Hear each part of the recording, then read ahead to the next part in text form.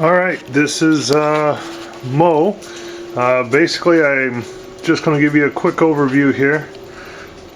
Here it is a windy day, as you can see. I'm bringing in my amps vary. The top one's amps, bottom one's volts for the battery bank. Currently the amps will vary there from the wind generator.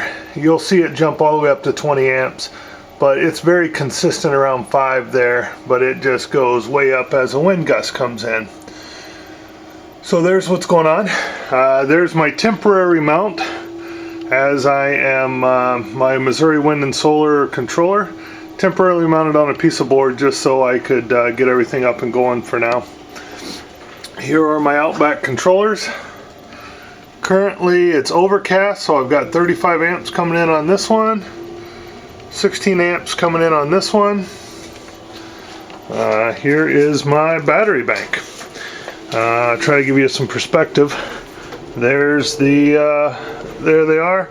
They're 2-volt cells. Yeah, well, didn't matter. We were up to 20 volts there for a sec. 20 amps, I'm saying. These are my distribution bars, positive and negative.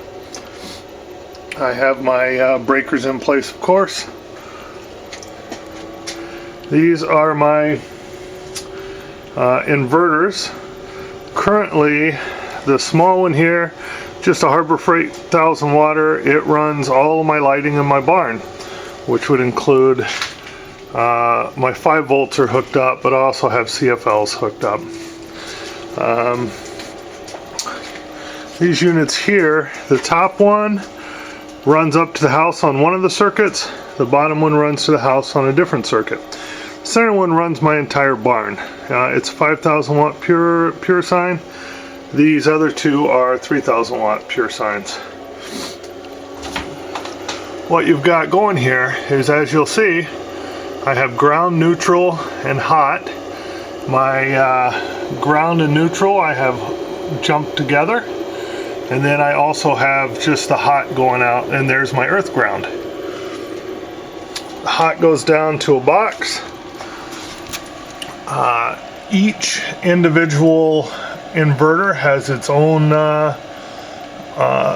bus bar that I have connected the hot. The hot goes from the top one goes to this side. The hot from the bottom one goes to this side. There is the ground that I'm not using at this time. This is from the legs going from my barn up to my house, the 0, 0, and 2 gauge wiring. This is my earth ground. It is connected via this wire through my conduit over to my box, which has the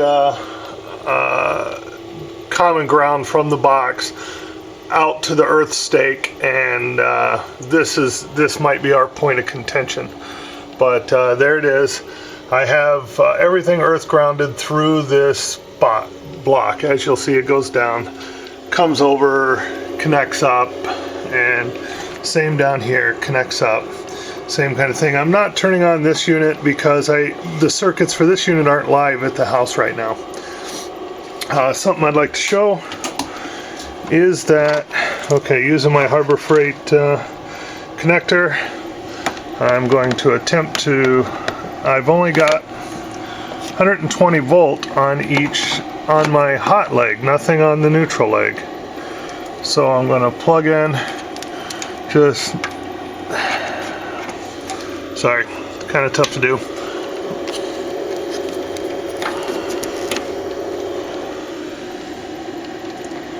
Okay, once I get her connected, okay, there is my hot leg right there. Now I will move to the neutral leg.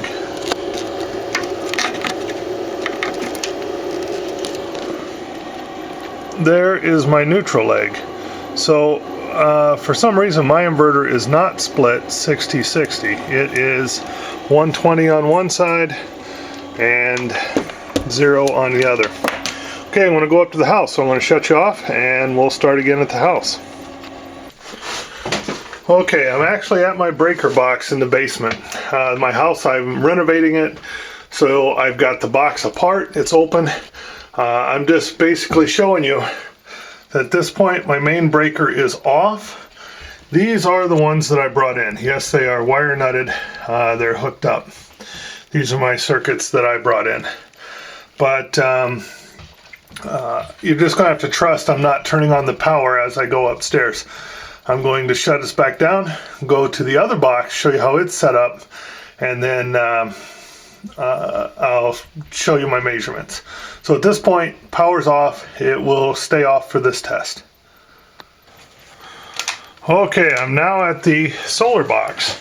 This room, obviously I just built this wall. It's an outside wall.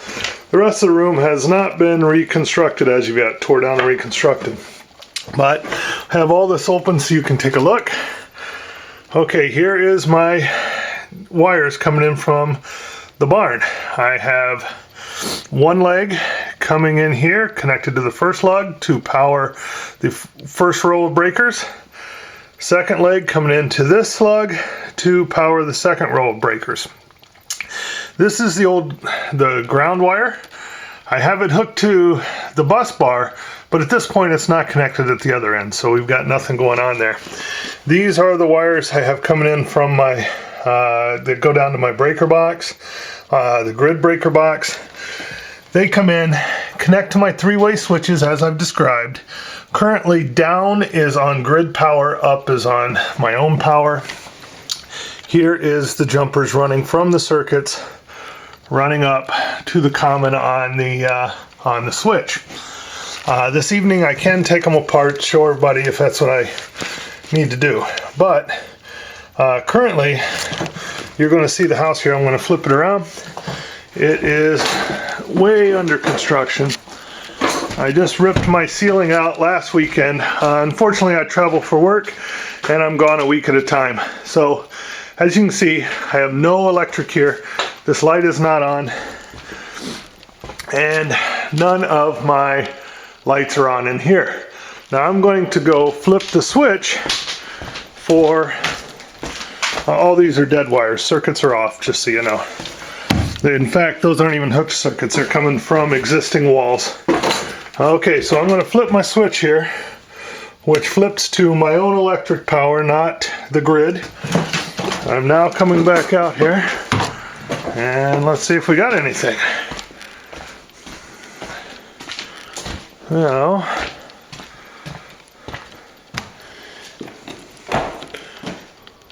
nope. So I've got something that, oh, I know. I did not try, I had the breakers off, sorry. Let's go back and try this once more. I knew I should have talked to George Lucas some more. The special effects. All right, so I am turning on my breaker. There. My breaker is now on. Let's see what we got. Okay, lights are on. They look dim for the second, but that's only because they're CFL bulbs. They'll get bright. Same with these here. I'm now going to get my my voltmeter, and we'll check the wall outlet to see how many volts are at the wall outlet. Let's see where I set my voltmeter. That will be the key.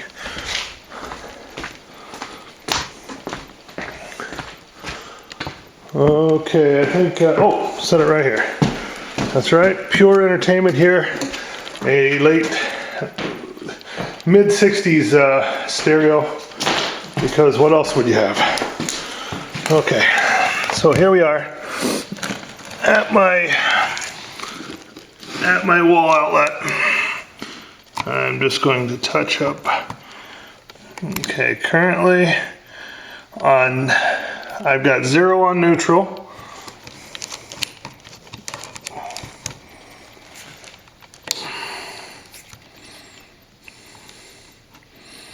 And on hot, I have 122. So, it's exactly what I thought I should have, and that's how she's functioning. Lights are getting brighter, and everything's coming up. Now, if I go switch this back to zero power, which I'm going to do. I'll go flip it right here.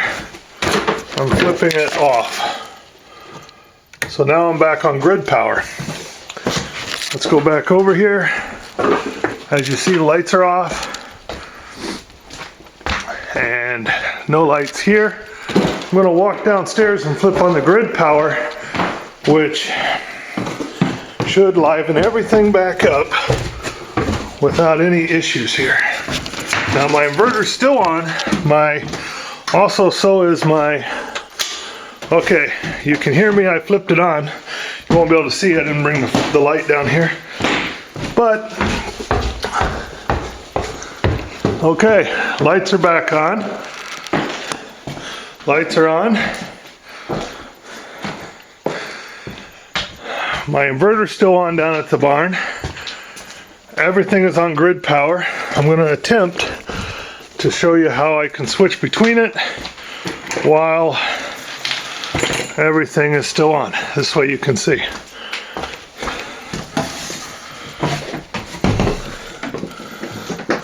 Like I say, sorry it's a mess in the midst of a renovation. This used to be a HUD house. I purchased it on foreclosure. Okay, so here we go. What I'm going to do is reach over and flip up the switch so it's on my power while the grid power is still on. There's the lights. I'm now switching. I just switched. Maybe you saw the little flicker. Now I'm running on my inverter and not on grid power on this particular circuit. When I flip back down, it flicks again. Now it's back on grid power and not on my inverter. So hopefully this clears up some of it. I've videoed as I said I would, and I will post this. Oh, there's my dog. I will shoot a better video tonight. If people have questions, I'll take things apart, whatever you need to have done. But I'll definitely do it because I want to know as well as everyone else how it works, to the fact that I don't explode my house. I don't want anyone else to do it. I'm happy with my situation. It all works well for me. So, but I don't want anyone to jump into this without understanding exactly how mine works. All right.